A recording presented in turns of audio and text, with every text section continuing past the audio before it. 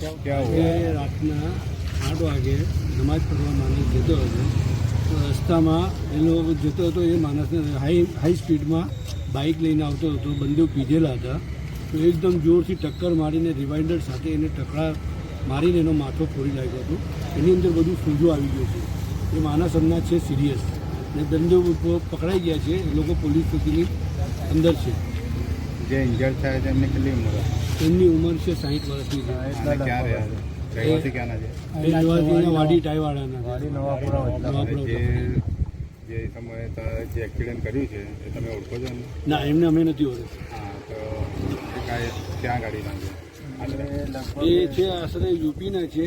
એ કામ કરે છે આપણા ખંડેરાવ માર્કેટમાં. ખાલી ગાડીઓ ખાલી કરીને આવે ને. અચ્છા, જે પેશન્ટને એડમિટ કરવામાં આવ્યા છે તો ડૉક્ટરનું શું કહેવું છે? ડૉક્ટરના કહે છે કે ડિફિકલ્ટ છે, એટલે કલાક તમે રાહ જો, હમણાં વેન્ટિલેટર પર છે, જવાબ આપીશું. ઓકે. કેસ કરેલો છે? બંને છોકરા અંદર છે, બંને પકડાઈ. કેટલી ઉંમરના હતા ત્રણેય છોકરાઓ? લગભગ 25 ની અંદર છે.